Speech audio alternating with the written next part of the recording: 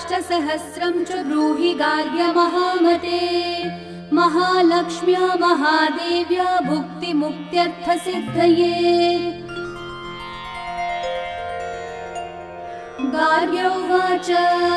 सनत्कुमारमासीनं द्वादशादित्यसन्निभम् अप्रच्छन्योगिनो भक्त्या योगिनामर्थसिद्धये। सर्वलौकिककर्मभ्यो विमुक्तानां हिताय वै भुक्तिमुक्तिप्रदं जप्यम् अनुब्रूहि दयानिधे। सनत्कुमार भगवन् सर्वज्ञोऽसि विशेषतः आस्तिक्यसिद्धये नूनां क्षिप्रधर्मार्थसाधनम्। खिद्यन्ति मानवः सर्वे धनाभावेन केवलम् सिद्ध्यन्ति धनिनो न्यस्यत् नैव धर्मार्थकामनाः। दारिद्र्यध्वंसिनी नाम केन विद्या प्रकीर्तिता केन वा ब्रह्मविद्यापि केन मृत्युविनाशिनी। सर्वासां सारभूतैका विद्यानां केन कीर्तिता प्रत्यक्षसिद्धिदा ब्रह्मन् तामाचक्ष्वदयानिधे। साधु पृष्टं महाभागा सर्वलोकहितैषिणः महातामेष धर्मश्च ज्ञान्येषामिति मे मतिः। ब्रह्म विष्णु महादेव माहेन्द्रादिमहात्मभिः सम्प्रोक्तं कथयाम्याद्य लक्ष्मी नाम सहस्रकम्।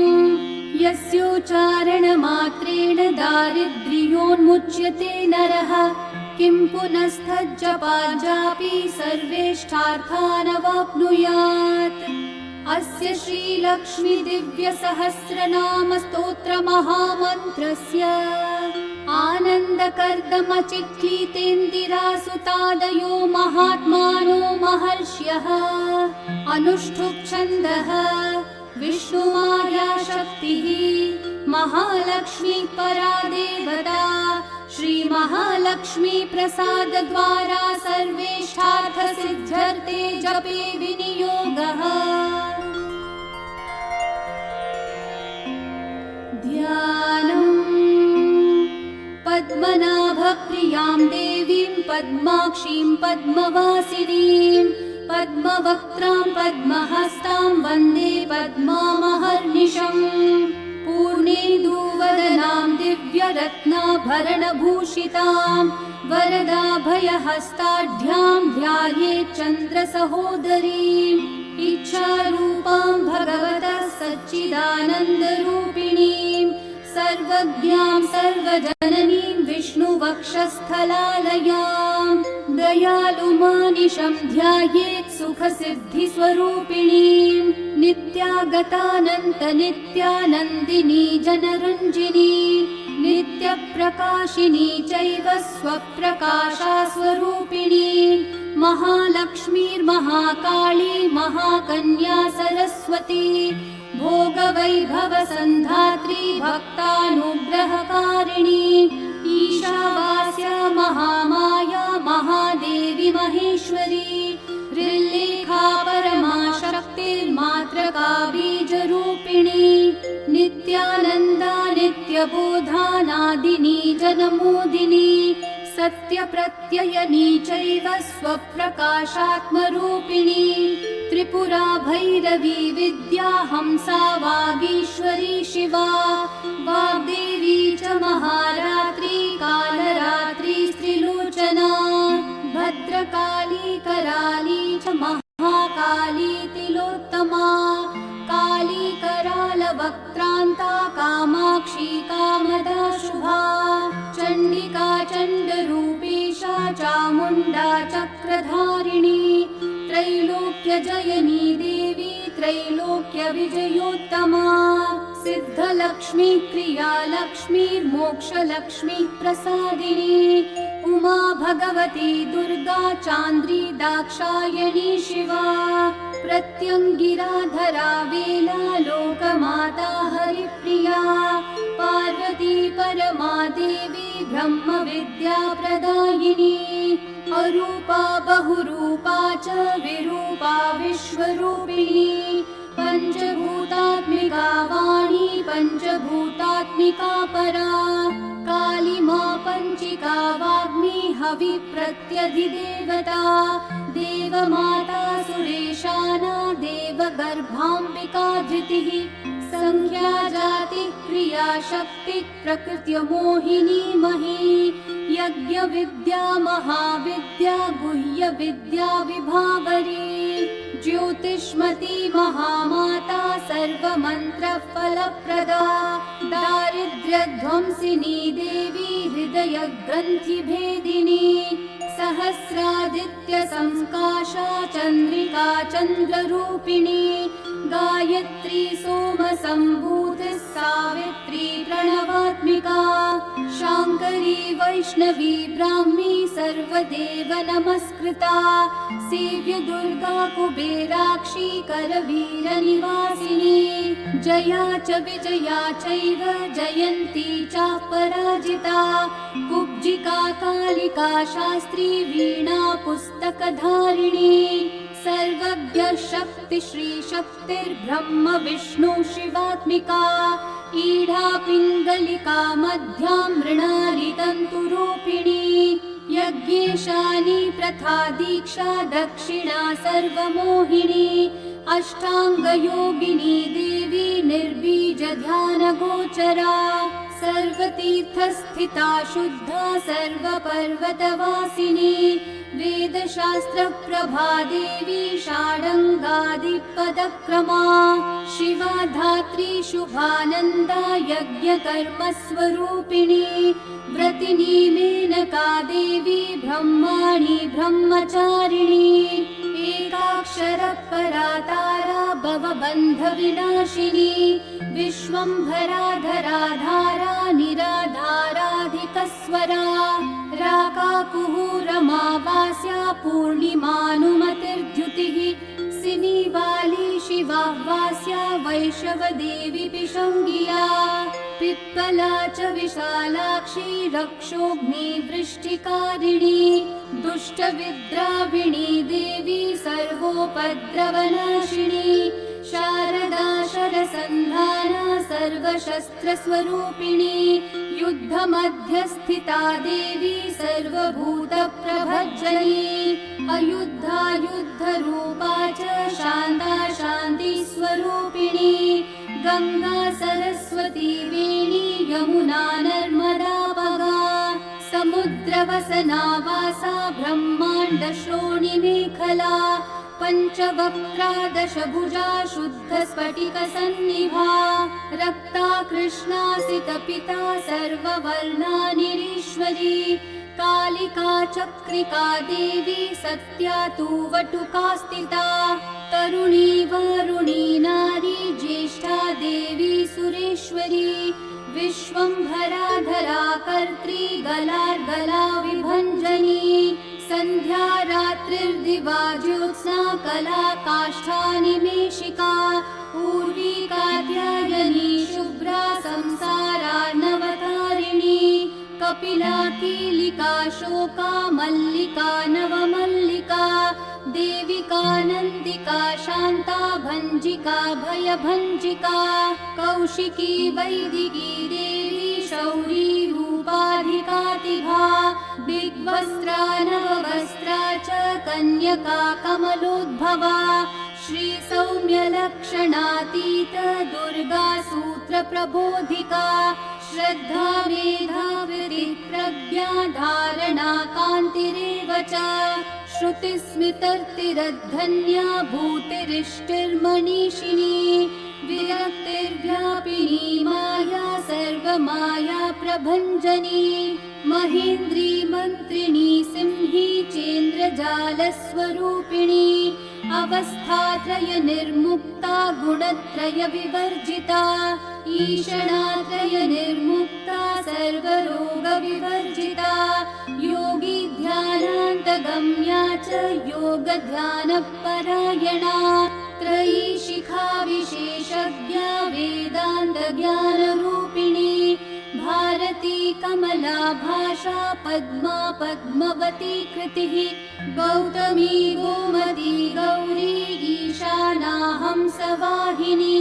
नारायणी प्रभाधारा जाह्नवी शङ्करात्मजा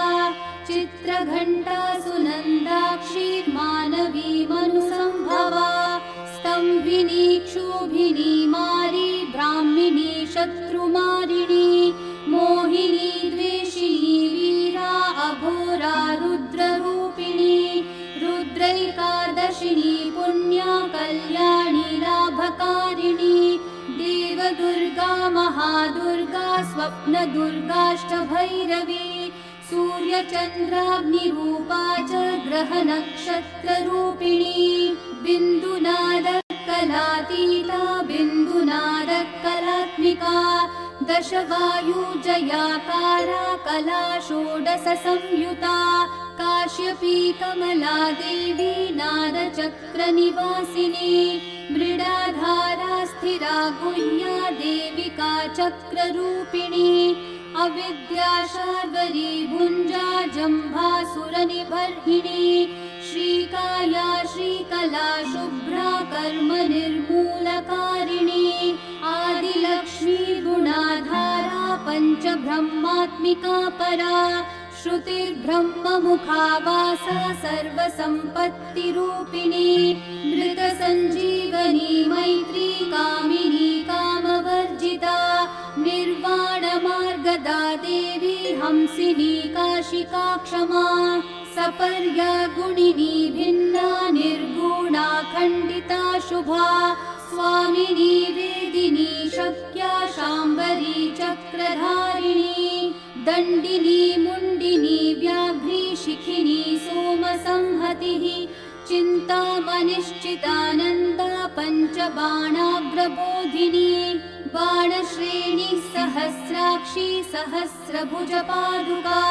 सन्ध्यावलिस्त्रिसन्ध्याभ्या ब्रह्माण्डमणिभूषणा वासवी वारुणी सेना कुलिका मन्त्ररञ्जनी जितप्राणस्वरूपा च कान्ता काम्यवरप्रदा मन्त्रब्राह्मणविद्यार्थी नादरूपाः विष्मती आथर्वणि श्रुतिशून्या कल्पनावर्जिता सती सत्ता जाति प्रमामेया प्रमिति प्राणदा गतिः अवर्णा पञ्चवर्णा च सर्वदा भुवनेश्वरी त्रैलोक्यमोहिनी विद्या सर्वभर्तृक्षरा हिरण्यवर्णा हरिणी सर्वोपद्रवनाशिनी कैवल्यपदवीरेखा सूर्यमण्डलसंस्थिता सोममण्डलमध्यस्था वह्निमण्डलसंस्थिता वायुमण्डलमध्यस्था व्योममण्डलसंस्थिता चक्रिका चक्रमध्यस्था चक्रमार्गप्रवर्तिनी कोकिलाकुलचक्रेशा पक्षती पङ्क्तिपावनी सर्वसिद्धान्तमार्गस्था षड्वर्णावरवर्जिता शररुद्रहरा हन्त्री सर्वसंहारकारिणी पुरुषा पौरुषी तुष्टिः सर्वतन्त्रप्रसूतिका अर्धनारीश्वरी देवी सर्वविद्याप्रदायिनी भार्गवी भूजुषी विद्या सर्वोपनिषदा स्थिता व्योमकेशाखिलप्राणा पञ्चकोशविलक्षणा पञ्चकोशात्मिका प्रत्यक् पञ्चब्रह्मात्मिका शिवा जगज्जराजनित्री च पञ्चकर्मप्रसूतिका वाग्देव्याभरणाकारा सर्वकाम्यस्थिता स्थितिः अष्टादश चतुष्षष्टि पीठिका विद्यया युता कालिका कर्षणश्यामा यक्षिणी किन्नरेश्वरी कीर्तिकी मल्लिका शोका वाराही धरणी ध्रुवा नारसिंही महोघ्रास्या भक्तानामार्तिनाशिनी अन्तर्बला स्थिरा लक्ष्मी जरा मरणनाशिनी श्रीरञ्जिता महाकाया सोमसूर्याग्निलोचना अदितिर्देवमाता च अष्टपुत्राष्टयोगिनी अष्टप्रकृति अष्टाष्ट बिभ्राजद्विकृतिकृतः दुर्भिक्षध्वंसिनी देवी सीता सत्या च रुक्मिणी ख्यातिजा भार्गवी देवी देवयोनिस्तपस्विनी शाकम्भरी महाशोणा गरुडोपरि संस्थिता सिंहगा व्याघ्रगा देवी वायुगा च महादृगा अकारादिक्षकारान्ता सर्वविद्याधिदेवता मन्त्रव्याख्याननिपुणा ज्योतिश्शास्त्रैकलोचना ईडा पिङ्गलिका मध्या सुषुम्ना ग्रन्थिभेदिनी कालचक्राशयोपेता कालचक्रस्वरूपिणी वैशारदीमती श्रेष्ठा वरिष्ठा सर्वदीपिका वैनायकी वरारोहा श्रोणिवेला बहिर्बलिः जम्बिनी जिह्मणी जम्भकारिणी गणकारिका शरणी चक्रिकानन्ता सर्वव्याधि चिकित्सकी देवकी देवसंकाशा वारिधि करुणाकरा शर्वरी सर्वसम्पन्ना सर्वपापप्रभञ्जनी एकमात्रा द्विमात्रा च त्रिमात्रा च तथा परा अर्धमात्रा परा सूक्ष्मा सूक्ष्मार्थार्थपरा परा एकवीरा विशेषाख्या षष्ठी देवी मनस्विनी नैष्कर्म्या निष्कला लोका ज्ञानकर्माधिका गुणा सम्बन्ध्वानन्दसन्दोहा व्योमाकारा निरूपिता गद्यपद्यात्मिका वाणी सर्वालङ्कार संयुता साधुबन्धपदन्यासा सर्वोको घटिकावलिः षट्कर्मा कर्कशाकारा सर्वकर्म विवर्जिता आदित्यवर्णचापर्णा कामिनी वररूपिणी ब्रह्माणी ब्रह्मसन्ताना वेदवागीश्वरी शिवा पुराणन्यायमीमांसा धर्मशास्त्रागमश्रुता सद्यो वेदवती सर्वा हंसि विद्याधिदेवता विश्वेश्वरी जगद्धात्री विश्वनिर्माणकारिणी वैदिकी वेदरूपा च कालिका कालरूपिणी नारायणी महादेवी सर्वतत्त्वप्रवर्तिनी हिरण्यवर्णरूपा च हिरण्यपदसम्भवा कैवल्यपदवी पुण्या कैवल्यज्ञानलक्षिता ब्रह्मसम्पत्तिरूपा च ब्रह्मसम्पत्तिकारिणी वारुणी वारुणाराध्या सर्वकर्मप्रवर्तिनी एकाक्षरपरा युक्ता सर्वदारिद्र्यभञ्जिनी पाशाङ्कुशान्विता दिव्या वीणा व्याख्याङ्क्षसूत्रभृत् एकमूर्तिस्त्रयी मूर्तिर्मधुकैटभभञ्जनी साङ्ख्या साङ्ख्यवती ज्वाला ज्वलन्ती कामरूपिणी जाग्रन्ती सर्वसम्पत्तिः सुषुप्तान्वेष्टदायिनी कपालिनी महादंष्ट्रा भ्रुकुटी कुटिलानना सर्वावासा सुवासा च भृत्यशिष्टश्च चक्री चन्दोगणप्रतिष्ठा च कल्माशी करुणात्मिका चक्षुष्मती महाघोषा खड्गचर्मधरा शनिः शिल्पवैचित्र्यविद्योता सर्वतो भद्रवासिनी अचिन्त्यलक्षणाकारा सूत्रभाष्यनिबन्धना सर्ववेदार्थसम्पत्तिः सर्वशास्त्रार्थमातृका अकारादीक्षकारान्तः सर्ववर्णकृतस्थला सर्वलक्ष्मी सदानन्दा सारविद्या सदाशिवा सर्वज्ञा सर्वशक्तिश्च खेचरी रूपगोचरिता अणिमादिगुणोपेता पराकाष्ठा परा गतिः हंसयुक्तविमानस्था हंसारूढा शशिप्रभा भवानी वासना शक्तिराकृतिस्थाखिलाखिला तन्त्रहेतुर्विचित्राङ्गी व्योमगङ्गा विनोदिनी वर्षा च वर्षिकी चैव गुह्यजुस्सामरूपिणी महानदी नदी पुण्या गण्या पुण्यगुणक्रिया समाधिगतलभ्यार्था श्रोतव्या स्वप्रिया घृणा नामाक्षरपरा देवी उपसर्गनखाञ्चिता निपातोरुद्वयी जङ्घा मातृका मन्त्ररूपिणी आशीना च शयाना च तिष्ठन्ती धावनाधिका लक्ष्यलक्षणयोगाढ्या ताद्रूप्य गणनाकृतिः सैकरूपा नैकरूपा सेन्दुरूपा तदाकृतिः समासतद्धिताकारा विभक्तिवचनात्मिका स्वाहाकारा स्वधाकारा श्रीपत्यार्धाङ्गनन्दिनी गम्भीरा गहना गुह्या योनिलिङ्गार्धधारिणी शेषवासुकि संसेव्या चपलावरवर्णिनी कारुण्याकार सम्पत्ति कीलकृन्मन्त्रकीलिका शक्तिबीजात्मिका सर्वमन्त्रेष्टाक्षय कामना आग्नेयी पार्थिवा आप्या वायव्या व्योमकेतना सत्यज्ञानात्मिकानन्दा ब्राह्मी ब्रह्म सनातनी अविद्या वासना माया प्रकृतिः सर्वमोहिनी शक्तिर्धारण शक्तिश्च चिदाशिच्छक्तियोगिनी वक्त्रारुणा महामाया मरीचिर्मदमर्दिनी विराट् स्वाहा स्वधा शुद्धा निरूपास्ति सुभक्तिका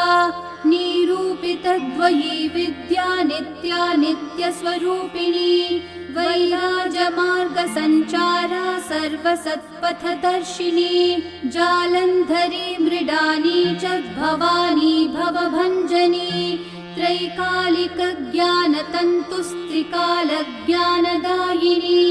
नादातीता स्मृतिप्रज्ञा धात्रीरूपा त्रिपुष्करा पराजिता विधानज्ञा विशेषितगुणात्मिका हिरण्यकेशिनी हेम ब्रह्मसूत्रविचक्षणा असङ्ख्येय पराधान्तस्वरव्यञ्जनवैखरी मधुजिह्वा मधुमती मधुमासोदया मधुः माधवी च महाभागा मेघगम्भीरनिस्वरा ब्रह्म विष्णु महेशादि ज्ञातव्यातविशेषगा नाभो वह्निशिखाकारा ललाटे चन्द्रसन्निभा भ्रूमध्ये भास्कराकारा सर्वताराकृतिर्हृदि कृत्तिकादिभरण्यान्तर्नक्षत्रेष्ट्यार्चितोदया ग्रहविद्यात्मिका ज्योतिर्ज्योतिर्विन्मतिजीविका ब्रह्माण्डगर्भिणी बाला सप्तावरणदेवता वैराजोत्तमसाम्राज्य कुमारा कुशलोदया बगला भ्रमराम्बा च शिवदूती शिवात्मिका मेरुविन्ध्यातिसंस्थाना काश्मीरपुरवासिनी योगनिद्रा महानिद्रा विनिद्रा रक्षसाश्रिता सुवर्णदा महागंगा पंचाख्या पंचसंहतिः सुप्रजाता सुवीरा च सुपोषा सुपतिः शिवा सुगृही रक्तबीजान्दा हतकन्दर्पजीविका समुद्रव्योम मध्यस्था समबिन्दु समाश्रया सौभाग्यरस जीवातुः सारा सार विवेकदृक् त्रिवल्यादि सुपुष्टांगा भारती भरताश्रिता नाद ब्रह्मं मयि विद्या ज्ञान ब्रह्मं मयि परा ब्रह्मनाडी निरुक्तिश्च ब्रह्म कैवल्य साधनम् कालिकेयं महोदार वीर्य विक्रम रूपिणी वडवाग्निशिखा वक्त्रा महाकवलतर्पणा महाभूता महादर्पा महासारा महाकृतः पञ्चभूतं महाग्रासा पञ्चभूतादिदेवता सर्वप्रमाणा सम्पत्तिः सर्वरोगप्रतिक्रिया ब्रह्माण्डान्तर्बहिर्व्याप्ता विष्णुवक्षो विभूषिणी शाङ्करी विधिवक्त्रस्था प्रवरावरहेतुकी हेममाला शिखामाला त्रिशिखा पञ्चमोचना सर्वागमः सदाचारा मर्यादा यातु भञ्जनी पुण्यश्लोकप्रबन्धाढ्या सर्वान्तर्यामि रूपिणी सामगानसमाराध्या श्रोत्रकर्णरसायना जीवलोकैकजीवातुर्भद्रोदारविलोकना कलिकोटिलसत्कान्तितरुणी हरिसुन्दरी मीननेत्रा च सेन्द्राक्षी विशालाक्षी सुमङ्गला सर्वमङ्गलसम्पन्ना साक्षान्मङ्गलदेवता देहहृद्दीपिका दीप्तिर्जिह्वा पापप्रणाशिनी अर्धचन्द्रोल्लसद्रंष्टा यज्ञवाटी विलासिनी महादुर्गा महोत्साहा महादेवबलोदया दाकिनीढ्या शाकिनीढ्या साकिनीढ्या समस्तजुट निरङ्कुशा नाकिवन्द्या राडाधाराधिदेवता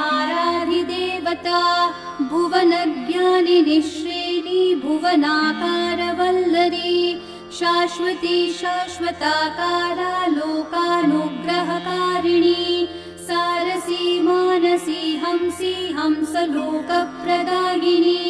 चिन्मुद्रालङ्कृतकरा कोटिसूर्यसमप्रभा सुखप्राणिः शिरोरेखा नददृष्टप्रदायिनी सर्वसाङ्कर्यदेशाग्निग्रहोपद्रवनाशिनी क्षुद्रजन्तुभयग्नी च विषरोगादिभञ्जनी सदा शान्ता सदा शुद्धा गृहचित्रनिवारिणी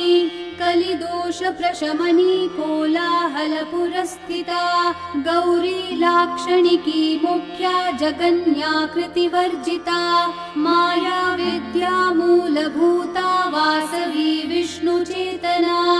वादिनी वसुरूपा च वसुरत्नपरिच्छदा छान्दसी चन्द्रहृदया मन्त्रस्वच्छन्दभैरवी वनमाला वैजयन्ती पञ्चदिव्यायुधात्मिका पीताम्बरमयी चञ्चत् कौस्तुभा हरिकामिनी नित्या तथ्या रमा रामा रमणी मृत्युभञ्जनी ज्येष्ठा काष्ठा धनिष्ठान्ता शराङ्गी निर्गुणप्रिया मैत्रेया मित्रविन्दा च शेष्यशेषकलाशया वाराणसी वासलम्याचार्यवर्तजनस्तुता जगदुत्पत्तिसंस्थानः संहारत्रयकारणम् त्वयम्ब विष्णु सर्वस्वं नमस्तेऽस्तु महेश्वरी नमस्ते सर्वलोकानां जनन्यै पुण्यमूर्तये सिद्धलक्ष्मीर्महाकाली महालक्ष्मी नमोऽस्तुते सद्योजातादिपञ्चाग्निरूपा पञ्चकपञ्चकम् यन्त्रलक्ष्मीर्भवत्यादिराध्याध्येते नमो नमः सृष्ट्यादिकारणाकार वितते दोषवर्जिते जगल्लक्ष्मीर्जगन्मातर्विष्णुपत्नी नमोऽस्तुते नवकोटि महाशक्ति समुपास्य पदाम्बुजे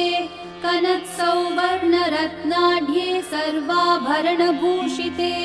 अनन्तनित्यमहर्षि प्रपञ्चेश्वरनायकी अत्युच्छ्रितपदान्तस्थे परमव्योमनायकी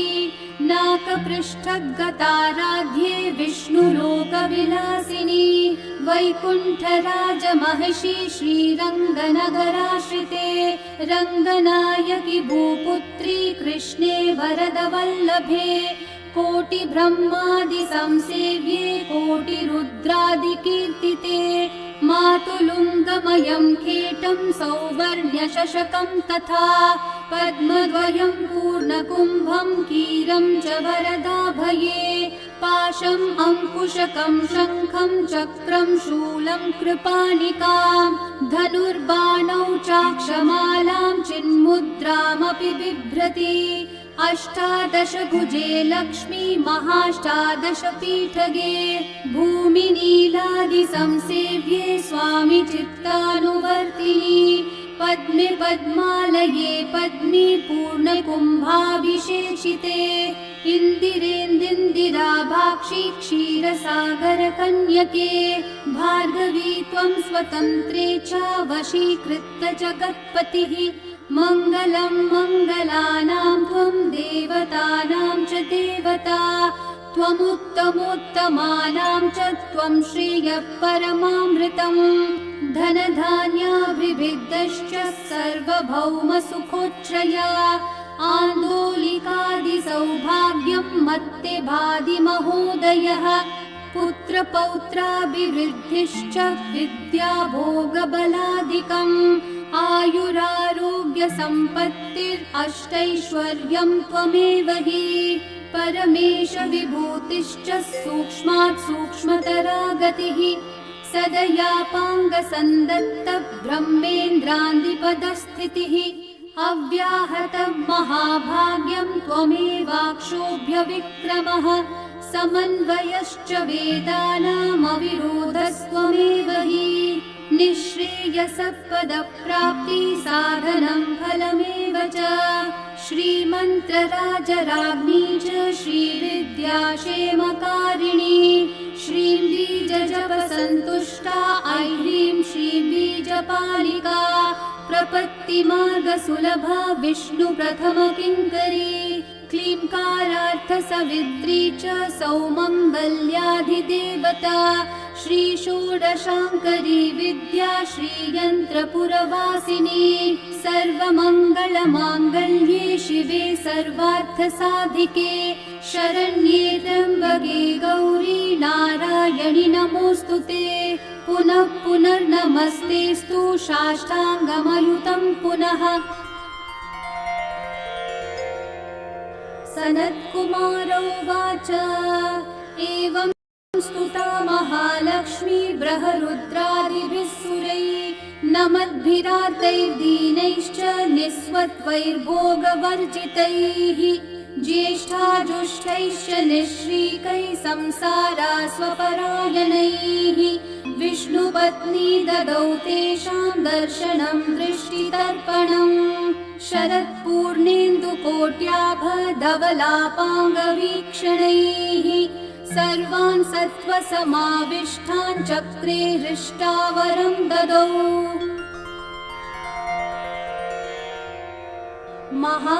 महालक्ष्मीरोवाच नाम्नां साष्टसहस्रं मे प्रमादाद्वापि यः सकृत् कीर्तयेतत्कुले सत्यं वसाम्याचन्द्रतारकम् किं पुनर्नियमा जप्तुर्मदेकः शरणस्य च मातृवत्सानुकम्पाहं पोषकी स्यामहर्निशम्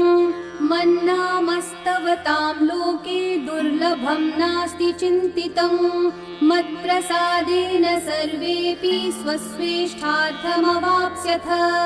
लुप्तवैष्णवधर्मस्य मद्व्रतेष्वकीर्णनः